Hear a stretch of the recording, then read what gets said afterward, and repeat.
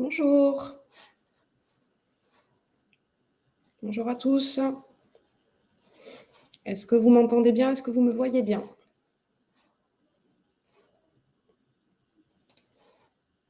Parfait, super, merci. Alors, je vais inviter Frédéric à me rejoindre pour partager avec moi la présentation. Hop.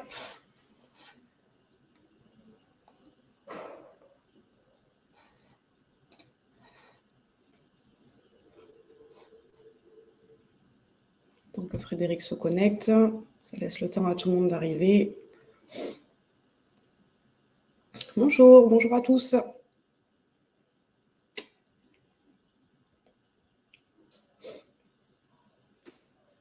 Ouais, Frédéric, bonjour. J'entends pas.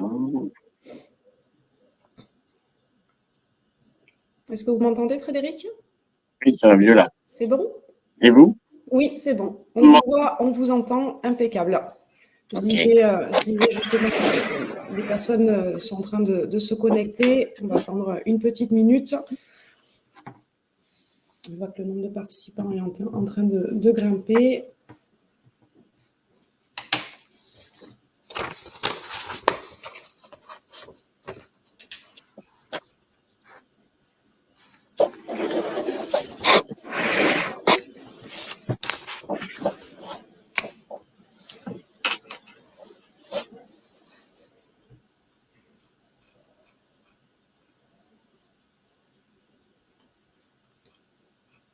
Allez, on va commencer, puis ceux qui arrivent se raccrocheront au wagon.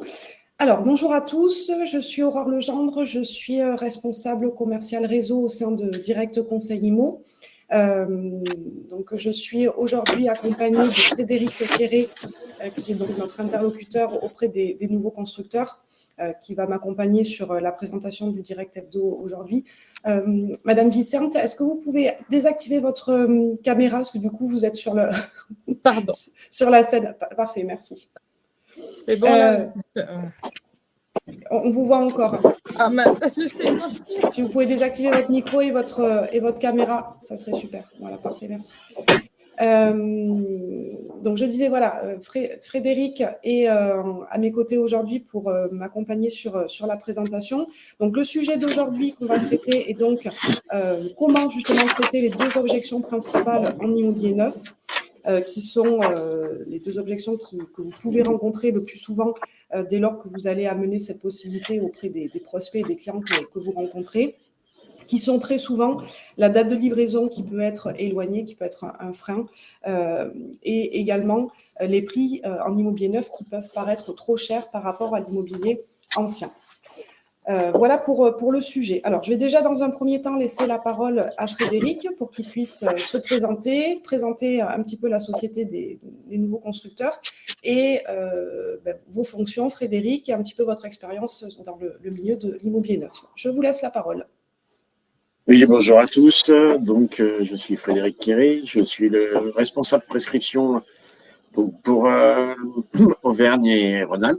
Donc, je couvre tout le territoire en fait, du 42 jusqu'au 74 et jusqu'au 26 si on descend un petit peu sur la partie Drôme. Les nouveaux constructeurs, promoteur immobilier national. On est une société qui qui a été créée en 1972 par Olivier Mitterrand, donc le frère de Frédéric Mitterrand, qui était promoteur avant que sa famille soit un petit peu plus politique. On est une société familiale, on est 270, 280 suivant les moments. On construit entre 3500 et 3700 appartements par an, donc plutôt une société très active qui est restée familiale et qui a le mérite d'avoir plutôt une solidité financière en mode XXL, donc ce qui nous permet aussi d'être sur des sur des concours, sur des opportunités. Notre gros avantage par rapport à d'autres promoteurs, c'est qu'on est plutôt réactif, agile et puis financièrement plutôt solide. On a aussi, pour ceux qui ne le savent pas, racheté Marignan il y a 2 ans, qui était un autre promoteur national. Voilà, mais sans aucune mutualisation pour l'instant. C'est vraiment 2 sociétés. On fait partie du même groupe. Ça a été racheté par les nouveaux constructeurs et puis après géré de façon jumelle plutôt que mutualisée. Voilà. Concernant ma fonction, donc moi je m'occupe de gérer les partenaires réseau, donc c'est-à-dire uniquement de la clientèle professionnelle.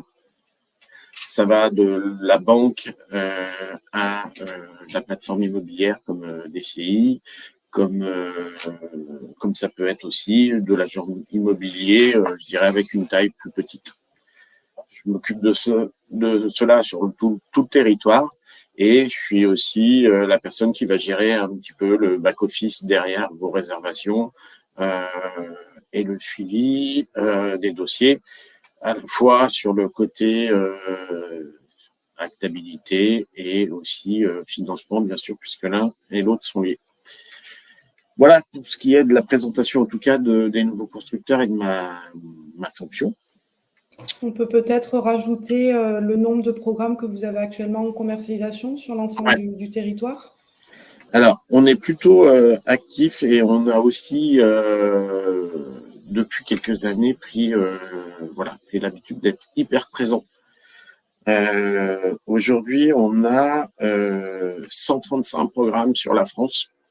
Alors, ça va plutôt de la partie parisienne jusqu'au sud. On n'est pas très présent pour l'instant dans le nord et dans l'est. On ne se cache pas de le faire à un moment ou à un autre, mais on est très actif sur Paris, très actif sur la région lyonnaise, Marseille, Nice, Bordeaux, Nantes, Rennes, Toulouse. Et puis après aussi des structures qui sont à l'étranger, qui sont en Espagne et en Allemagne. Mais ça, c'est une autre, c'est une autre expérience, une autre histoire. Okay, donc en tout cas, au niveau national, une belle représentation. Voilà, une belle représentation. Sur le Nord et le Grand Est. Voilà, hyper présence. 135 programmes, ça représente 2135 lots qui sont aujourd'hui qui sont disponibles pour tout secteur. Hein. Ça représente à peu près entre 500 et 600 lots là dans l'année sur la région. Et après suivant les régions, on a un très très gros stock. Et en plus un portefeuille foncier qui fait des envieux, parce que on s'est aussi positionné sur du foncier pour générer notre stock continuellement et surtout avoir les emplacements, les adresses, enfin les règles de base de l'immobilier. Voilà. Parfait. Je rappelle que du coup, l'ensemble des programmes qui sont donc ouverts à la prescription sont référencés sur notre site Direct Produit Immo, donc vous pouvez les retrouver, ainsi que la documentation, plaquettes, documentation commerciale, documentation technique, directement sur notre site Direct Produit Immo. Et s'il devait y avoir des coquilles sur certains documents, vous n'hésitez pas, ou vous venez vers Aurore on est assez... on est plutôt réactif, on essaye de faire passer les éléments s'il vous en manque, si on a fait des oublis, on est là aussi tous pour faire du business. Donc, je confirme qu'effectivement, Frédéric, vous êtes très réactif et c'est très agréable de travailler dans ces conditions. J'essaye, je suis un peu le joker quand il faut et vous êtes un super joker. On compte souvent sur vous, donc c'est parfait. Ok, parfait. Donc, on va passer donc à la suite. Donc, on disait qu'aujourd'hui, le sujet de notre direct hebdo était donc le traitement des objections, des 2 objections principales que vous pouvez rencontrer, vous professionnels, dès lors que vous allez amener effectivement une proposition en immobilier neuf, que ça soit, je le rappelle et je le dis à chaque fois dans les directs hebdo, que ça soit pour de la résidence principale ou de l'investissement locatif. Il ne faut pas uniquement coller une étiquette d'investissement et de défiscalisation sur le produit immobilier neuf. Il y a également un nombre important de réservations qui sont faites dans le cadre de la résidence principale.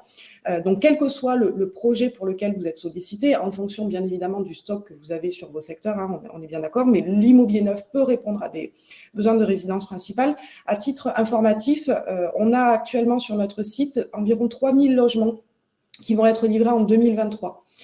Donc 2023, ça a commencé. Donc sur des clients que vous rencontrez aujourd'hui qui veulent acheter en résidence principale, mais qui sont peut-être pas super ouverts à attendre des délais de livraison importants, il y a également du stock sur 2023. Donc n'hésitez pas à aller le consulter. Donc, je disais, les deux objections principales que vous pouvez rencontrer sont donc la date de livraison qui peut être trop éloignée. Et deuxième objection, le prix de l'immobilier neuf qui peut paraître souvent plus élevé que l'immobilier ancien. Donc, l'idée, c'est de voir quels sont les arguments, quelles sont les contre-objections que vous allez pouvoir amener, qui vont être différentes, bien évidemment, en fonction du profil de l'acquéreur que vous allez avoir en face de vous, si on est face à un acquéreur pour la résidence principale, ou de l'investissement locatif. Alors, pour pouvoir illustrer justement ces objections, Frédéric va nous parler d'un programme que les nouveaux constructeurs ont actuellement en commercialisation, à savoir le programme Les Jardins du Lac. Donc, je vais mettre à l'écran la plaquette. Hop.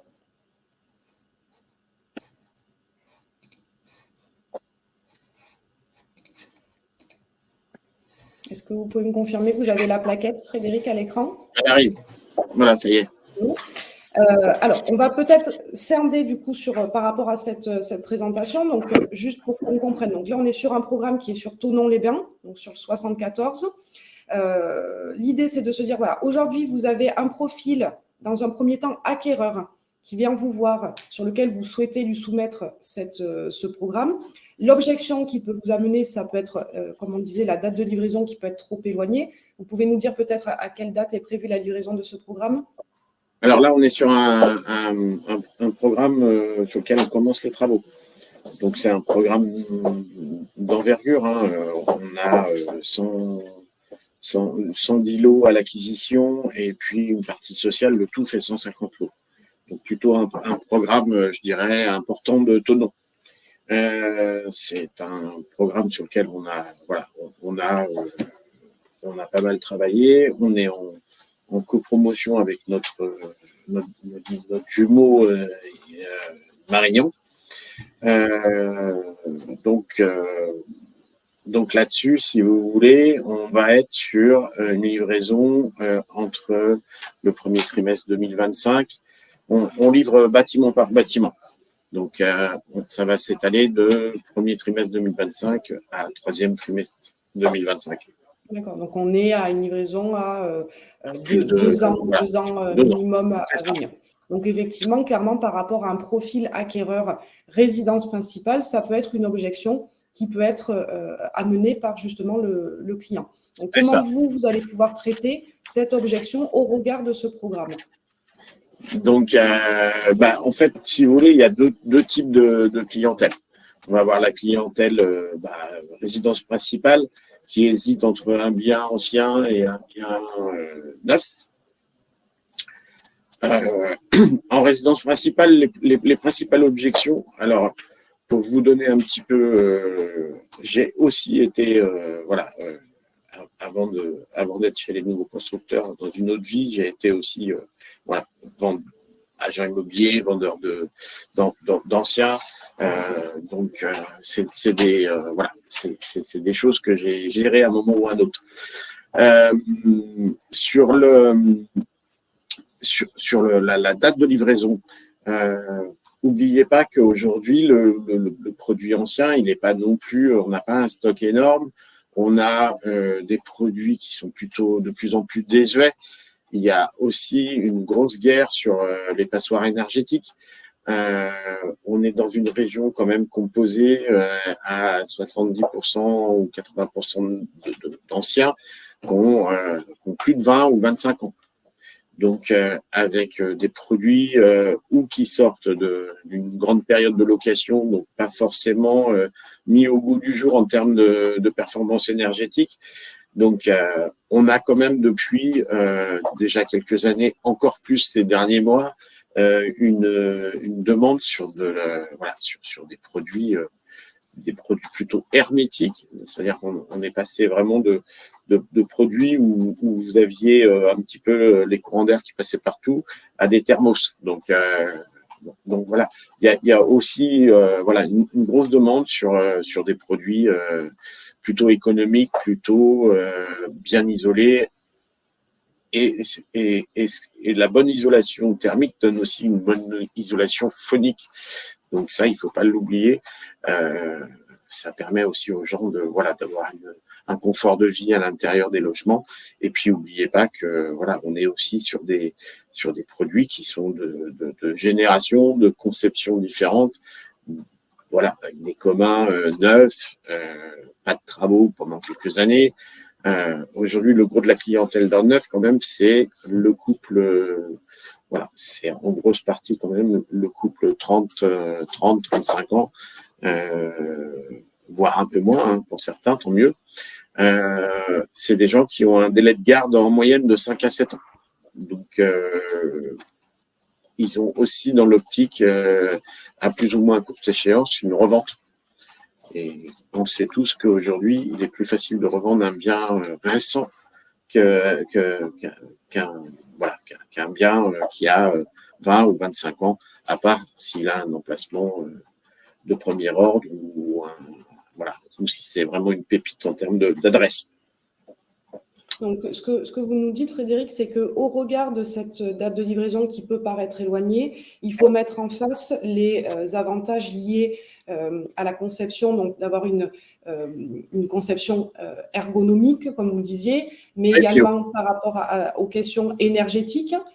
Et donc, in fine aussi économique, puisqu'on sait bien qu'un logement qui est mieux isolé va moins être consommateur d'énergie, donc on va avoir une meilleure maîtrise également de ces charges liées à notre consommation énergétique. Et ça, c'est vraiment quelque chose… C'est de plus en plus la demande, en fait. De plus en plus la demande, mais qui est liée aussi au contexte qu'on traverse depuis quelque temps, où effectivement, lié à l'inflation, bon, là, on est vraiment en plein dedans, mais également lié à toutes les questions écologiques qui sont de plus en plus présentes. Donc, on le ressent également dans les projets des acquéreurs. On le ressent dans l'achat, oui, mais c'est pas forcément que l'immobilier.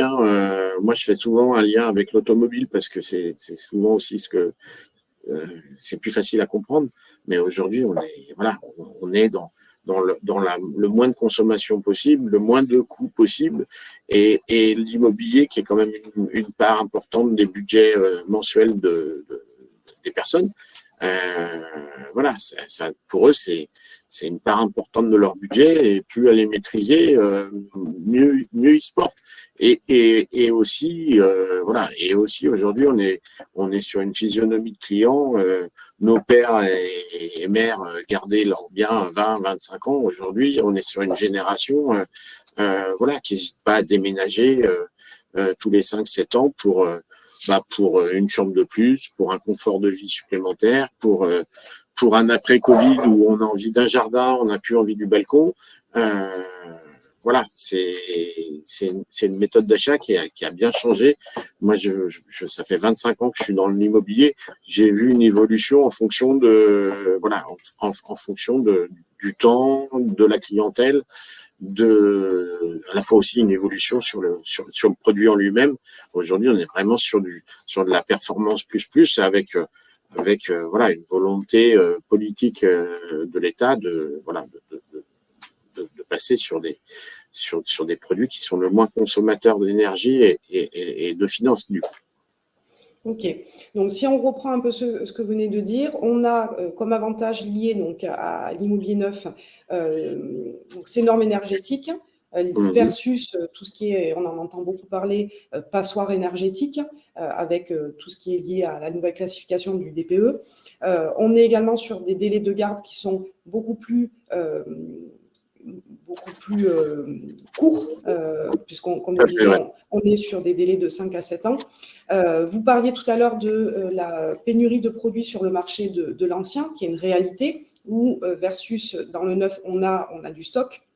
Donc, l'idée, c'est de mettre en face de ces problématiques l'avantage, effectivement, que le client va avoir d'attendre, effectivement, par rapport à sa date de livraison qui peut être éloignée. On parlait également tout à l'heure, vous parliez des communs. On est également sur des copropriétés qui sont neuves, je le dis très régulièrement, mais c'est vrai, on est vraiment sur une maîtrise à plus long terme des charges de copropriété, puisqu'on ne va pas avoir de gros travaux à prévoir, effectivement, sur cette typologie de proposition dès lors que le client se positionne. Donc, il y a vraiment un avantage, c'est sur ça que vous nous faites comprendre qu'il faut appuyer pour motiver le client à attendre peut-être plus longtemps. Ne serait-ce que lui ouvrir les yeux, en fait, parce qu'il n'a pas forcément ces réflexes-là. À la base, il est sur une demande de produits, d'adresses, de budget. Hein. Il ne faut pas se voiler la face. Aujourd'hui, le budget dans l'immobilier, il est important. Sur un programme neuf, on aura à la même adresse plusieurs possibilités. Alors que dans l'occasion, à la même adresse, on aura une possibilité, voire sur le bâtiment d'à côté, peut-être ce qui va être rare. On a aussi des charges qui sont quand même moins importantes, des bâtiments de conception 20-25 ans avec des ascenseurs, des travaux à rajouter au prix d'acquisition, voilà. Ok. Donc là, on a balayé un peu les arguments dans le cas où on est face à un acquéreur pour de la résidence principale, toujours sur la même objection, donc de cette livraison trop éloignée. Si on est face à un profil investisseur, comment vous allez pouvoir amener justement des arguments en faveur de votre proposition? Sur le profil investisseur, en fait, l'investisseur, c'est un comptable. Donc, lui, ce qu'il veut, c'est une performance, je dirais la meilleure. Aujourd'hui, le gros des investisseurs nous arrive par des CI, par des plateformes, par des banques aussi. On s'aperçoit qu'aujourd'hui, on a quand même une sacrée clientèle qui est... Alors, il y a la clientèle investisseur professionnel, il y a la clientèle aussi investisseur familial, c'est-à-dire des gens qui ont de l'argent en banque, ce qu'on appelle le bas de laine des Français, hein, qui est quand même hyper important, qu'on voit sortir de plus en plus. C'est-à-dire qu'en fait, des investisseurs patrimoniaux, plus que dans la rentabilité, qui ont une peur viscérale de leur placement bancaire avec une fiscalisation du produit par l'État. Enfin, voilà. Donc, en fait, le réflexe classique, on revient dans la pierre, qui est finalement le produit le plus, je dirais, le plus stable sur les 40-50 dernières années, qui a jamais visiblement, enfin voilà, à part sur des choix risqués dans certaines régions, a toujours, jamais perdu d'argent. Il reste la valeur refuge et la valeur préférée, le placement préféré des Français. Ça, ça reste. Surtout par rapport à la peur de se faire fiscaliser une assurance vie, de placement hasardeux. On le voit encore, hein, même certaines stars se font arriver. Voilà. Alors, on veut de la performance, et après, il faut arriver à trouver un juste milieu entre la performance et garder son bien, quoi, ou son patrimoine. Après, ce qui est important dans le profil investisseur, c'est aussi de prévoir en amont son montage. C'est-à-dire, quand on investit dans un bien pour le louer dans 2 ans, il faut se faire aider d'un courtier ou d'un banquier qui vous donne la bonne solution pour. Le but, c'est que vous ne soyez pas impacté par la suite. Ce qu'on n'oublie pas non plus, c'est que même si aujourd'hui la Pinel a perdu un petit peu de son charme en termes de pourcentage, elle reste de toute façon très intéressante en termes de récupération d'impôts. c'est un patrimoine aussi qui se constitue, qui continue à se constituer. Hein. Aujourd'hui, voilà, c'est important pour les gens. De plus en plus, on le voit sur des profils voilà, qui se constituent un patrimoine avec leurs impôts. Il faut pas voilà, il y a eu la Cellier, il y a eu la Duflot, il y a eu la Pinel, et qu'aujourd'hui, voilà, au lieu de payer des impôts à l'État, on réinvestit ça dans la pierre, et même si ça paraît pas forcément très douloureux en termes financiers, il y a des petits apports à faire supplémentaires par rapport peut-être à un loyer qui permet qui permet pas d'auto-payer son bien, mais de s'en rapprocher en tout cas. Donc, et que de toute façon, c'est de l'argent, c'est pas des apports supplémentaires importants. Ça représente souvent voilà, un restaurant par mois ou deux, mais au bout de 10, 15, 20 ans, on s'aperçoit que voilà, on a des rentrées financières mensuelles qui nous permettent d'avoir un confort de vie peut-être après le travail. On parle des retraites en ce moment. Donc... Oui, c'est le sujet, c'est le sujet du moment. Le sujet du moment, il paraît. Ce que vous nous dites, c'est qu'en fait, quand on est face à un profil investisseur, la question de la date de livraison n'est pas un vrai sujet. En fait, il faut regarder plutôt une visée à plus long terme avec effectivement, comme vous le disiez, le montage financier en amont qui reste la base, mais on est plutôt sur un esprit patrimonial, de créer des revenus complémentaires. Effectivement, on parlait de la retraite. Donc, la date de livraison n'est pas une objection en soi. Il faut regarder sur du plus long terme. C'est plus dans le montage financier avec le banquier où, en fait, la plupart des investisseurs ne remboursent leurs prêts qu'à la livraison. Donc, en fait, ils n'ont pas, à supporter beaucoup de choses. Voilà, donc si le montage a bien été fait avec le banquier ou le courtier, je dirais que c'est pas c'est pas. En fait, c'est pas un souci pour attendre effectivement qu'il y ait un loyer qui rentre, qui viendra éponger cette charge financière liée à un financement bancaire. C'est ça que vous nous dites, hein? C'est ça, tout à fait. Et puis sachez que quand c'est sous une loi de défiscalisation, la Pinel par exemple, on est dans des loyers qui sont hyper bien placés dans les secteurs. Donc, la possibilité de ne pas louer son bien ou qui reste vide. Moi, je sais que j'ai commencé avec les celliers il y a quelques années pour avoir revu des clients avec qui j'ai gardé des relations. Ils me disent, mais mon appartement, il n'a jamais été vide, quoi. On est dans un bien qui est sous le... Et ça permet d'avoir des loyers hyper pour des biens récents, neufs, nouvelle génération, et avec des loyers souvent en dessous du marché de la ville ou d'une agglomération. Donc, oui, donc pas de problème de remplissage par rapport à la demande locative. J'en discutais encore avec un gestionnaire de immobilier. Il me disait, mais donne-les-moi les Pinel. Moi, on saute dessus, quoi. On sait qu'on va les louer, on sait que les gens vont rester aussi, parce qu'il y aura moins de turnover dans l'appartement, parce qu'en fait, le gars, il s'aperçoit qu'il a un produit neuf, un produit dernière génération, et en plus, il paye un peu moins cher que les autres. Oui, donc même pour le locataire, effectivement, il y a intérêt à rester, en tout cas, le temps de sa vie locative. C'est ça. Ok. Alors après, j'avais des questions aussi. Alors attendez, du coup, on va passer juste sur la deuxième objection. Parce que là, on a pas mal traité la date de livraison. On va traiter un petit peu l'objection où l'immobilier neuf peut paraître plus cher que l'ancien. Alors, vous parliez tout à l'heure du comparatif avec l'automobile.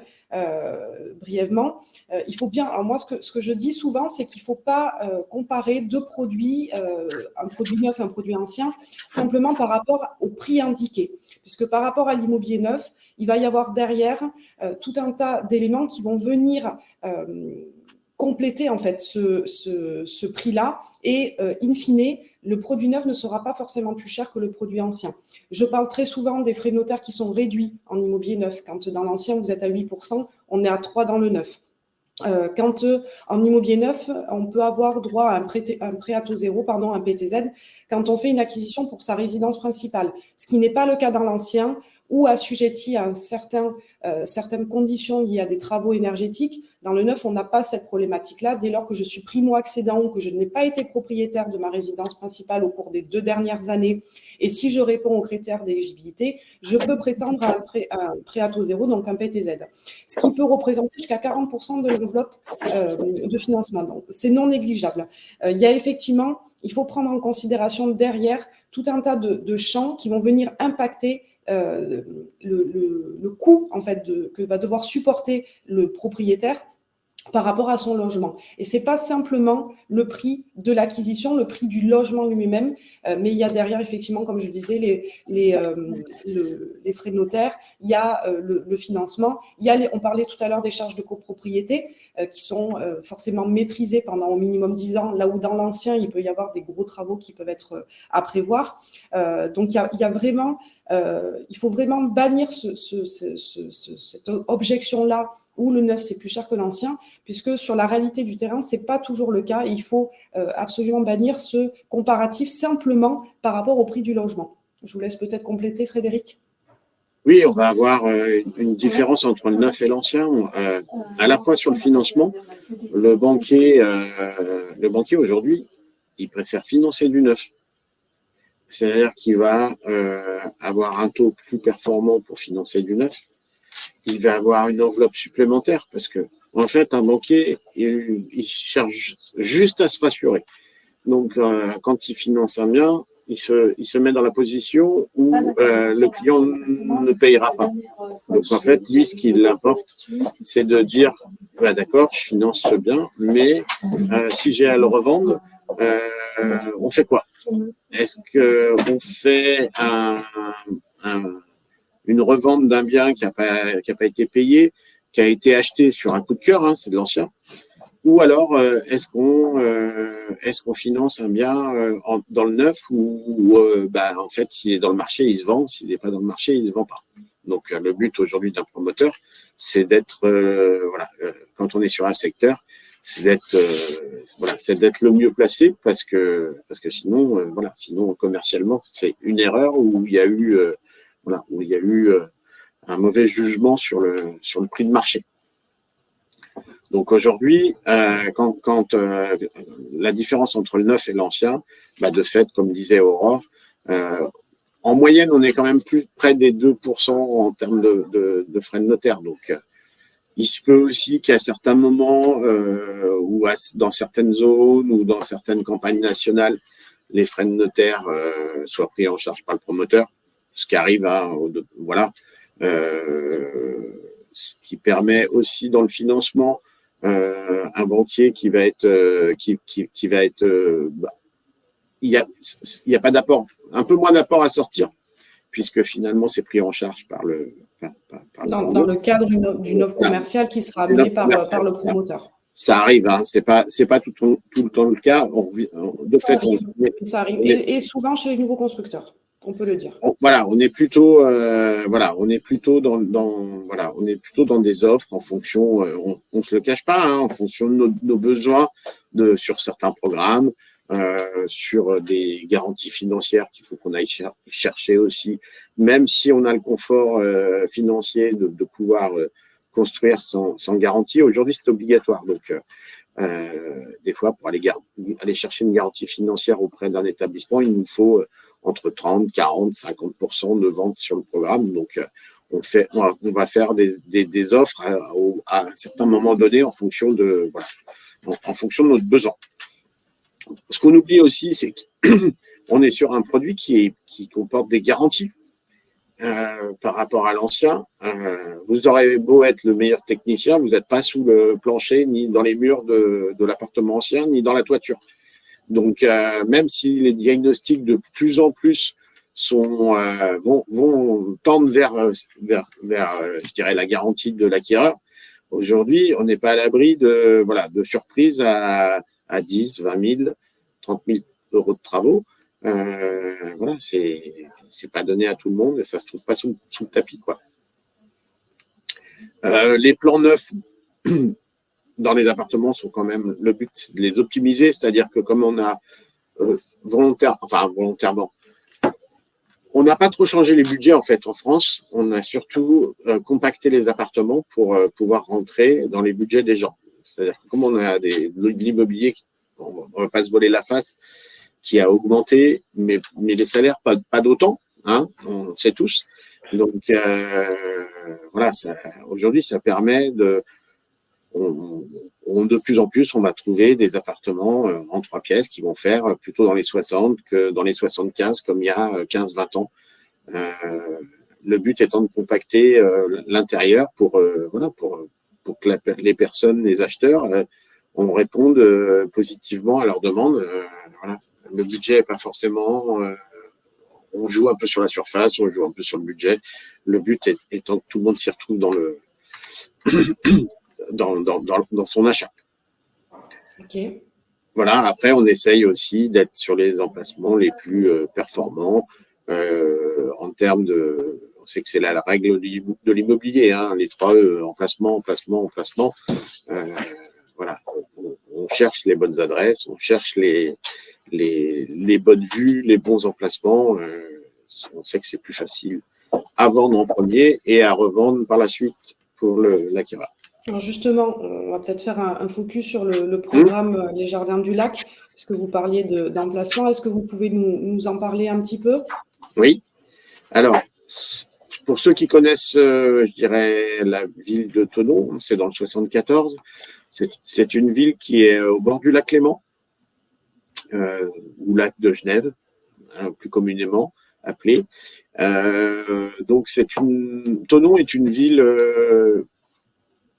frontalière de la Suisse, à la fois d'un côté comme de l'autre. C'est-à-dire qu'on va avoir le canton de Genève et le canton du Valais de l'autre côté, et même le canton vaudois en face, en fait, parce que Thonon est bien desservi à la fois avec une ligne ferroviaire qu'on appelle le CEVA, qu'on appelle le Léman Express, en fait, puisque c'est lié après avec le CEVA, qui est un tram, mais qui sera plus en hyperbord frontière de Genève. On a développé en fait un réseau de trains avec des trains quasiment toutes les 30-40 minutes pour délester un petit peu la circulation routière, donc qui marche de plus en plus, qui va directement au cœur de Genève. Et de l'autre côté, on a aussi on a le bateau qui va, en traversant le lac Léman, vous vous retrouvez vers Nyon, Montreux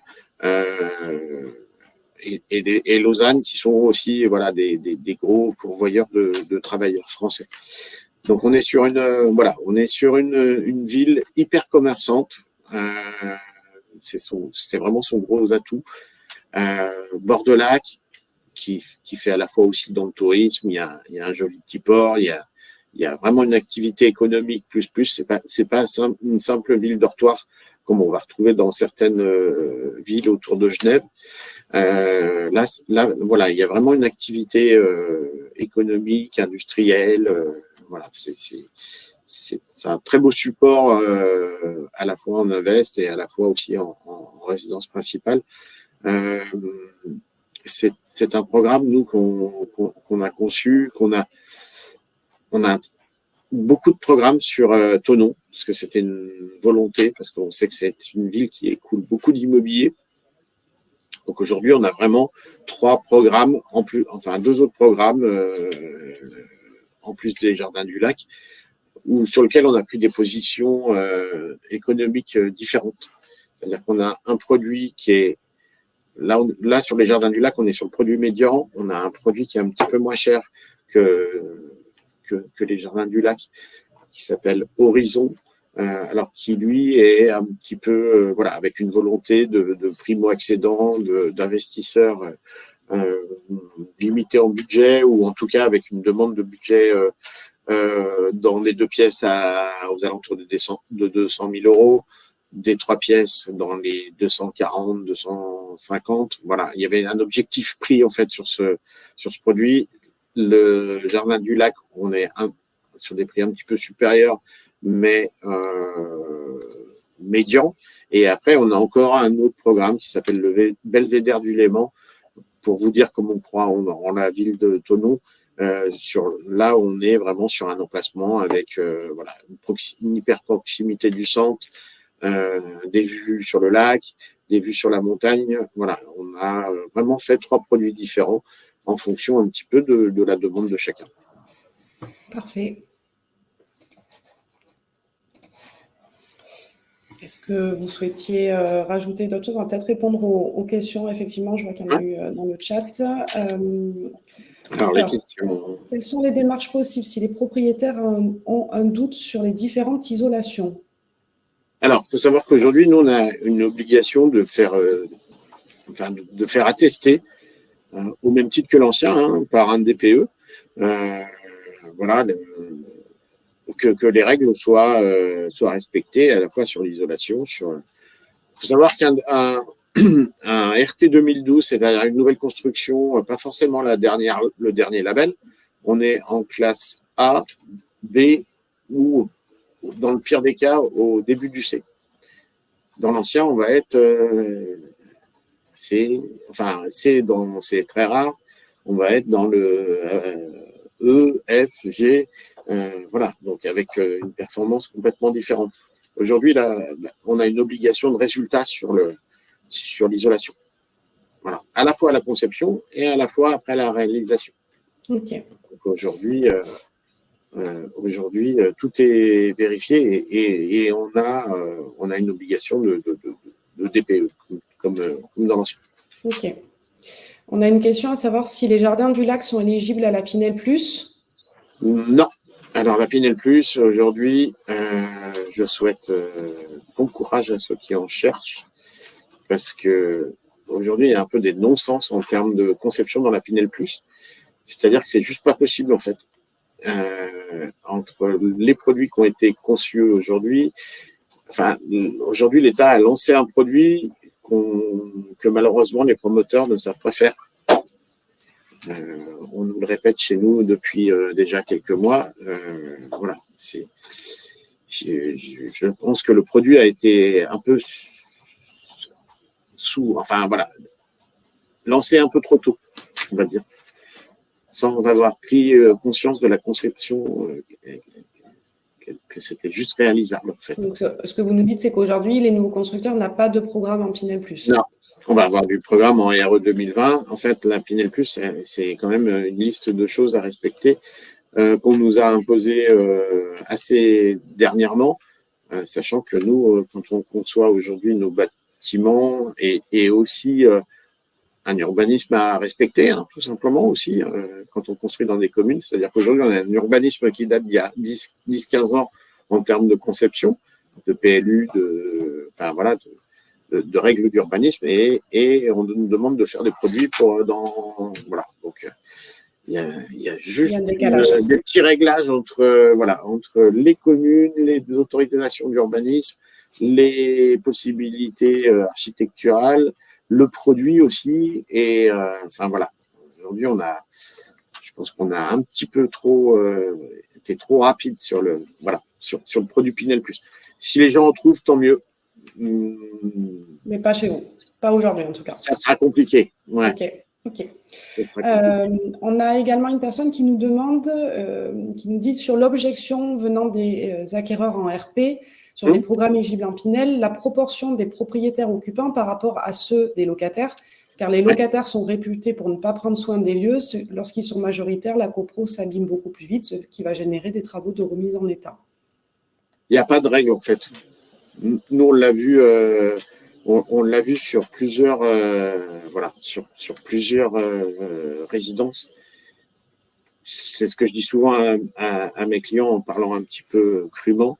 Le con, on ne sait jamais où il est. Donc, il peut être dans les propriétaires, il peut être dans le social, il peut être dans les locataires. Et Il n'y a pas de profil type. ouais, En voilà, fait. il n'y a pas de profil type dans le. Oui, non, mais Mauvais enfin, personnage. voilà. Il Voilà, n'y a pas de, il faut pas effectivement mettre dans des catégories. c'est ça. Voilà, il n'y a pas de, Il il n'y a ne faut pas pas d'argument. catégoriser les Voilà, gens. Moi, exactement.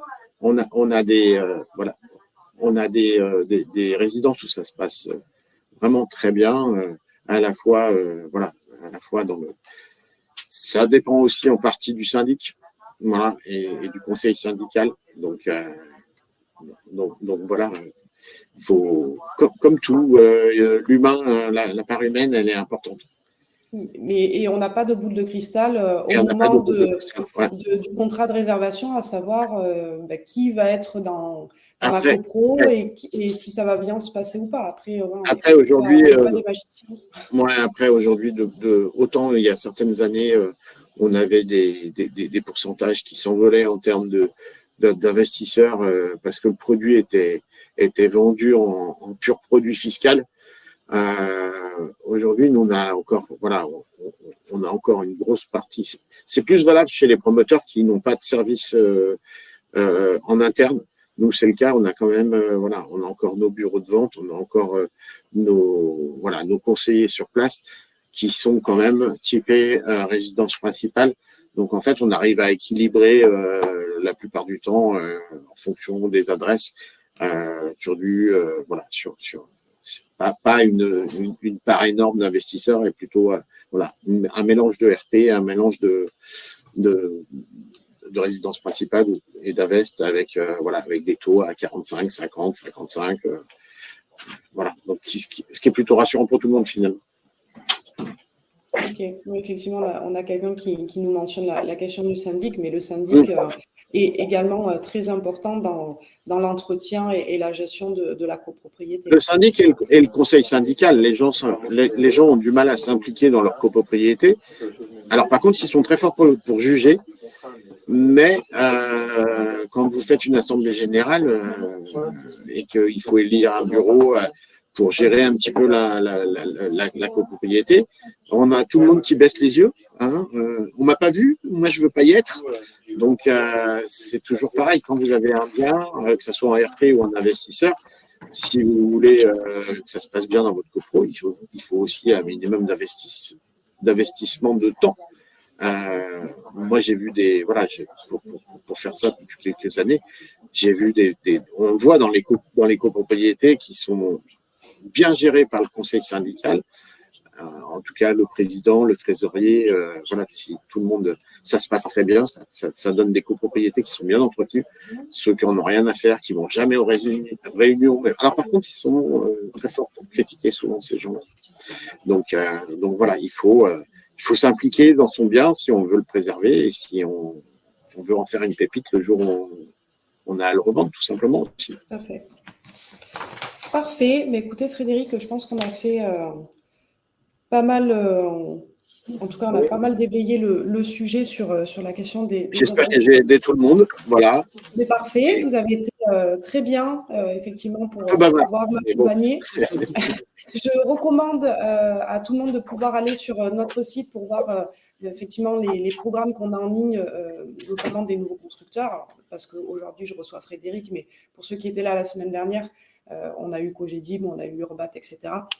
Mais en tout cas, allez voir les réalisations des nouveaux constructeurs qui effectivement sont assez présents sur l'ensemble du territoire. Allez voir les programmes sur Tonon, parce qu'effectivement, il y a, comme Frédéric le disait, pour de l'investisseur, de jolies propositions à pouvoir amener à vos clients, quel que soit le secteur géographique où vous vous trouvez.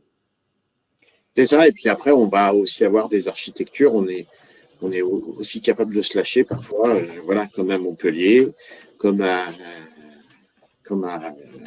en Bretagne, où on a aussi on a à la fois du classique, mais on a aussi à la fois de l'architecture qui sort un petit peu on l'a fait aussi autour de Disneyland, où on a fait des petits, des résidences, on se croirait dans des châteaux. C'est le grain de folie des nouveaux constructeurs. Ouais, de temps en temps. Non, c'est souvent lié à la commune. Hein. Montpellier, oui, Montpellier, on a fait On a fait un produit qui s'appelle… Ça serait moins possible sur Thonon, je pense. Ouais, on y vient dans notre région, même si le Savoyard est un peu… voilà, il n'aime pas trop changer ses habitudes. Hein. De plus en plus de communes veulent une signature architecturale, chose qu'on voyait sur l'agglomération de Montpellier, qu'on voit aussi beaucoup Vernantes, Rennes et compagnie, où on a des bâtiments. Je sais que nous, on a fait un bâtiment, on se croirait plus à Miami qu'en Bretagne, quoi. Donc, mais voilà, c'est bien, ça valorise aussi. Miami à la bretonne, quoi. Voilà, c'est ça. Voilà. Avec la même chaleur un peu différente. Les palmiers, je ne suis pas sûre qu'on les retrouve. Hein. Ouais. Ok, parfait. Merci à tous en tout cas. Merci Frédéric d'avoir été à mes côtés. Merci pour passez une bonne votre journée. présence. N'hésitez pas à aller revenir vers Aurore pour avoir des réponses. On est à votre disposition. Voilà, n'hésitez pas à nous solliciter. On vous répond avec plaisir. Allez, bonne journée à tous. tous. Merci Frédéric. À bientôt. Au revoir. Au revoir.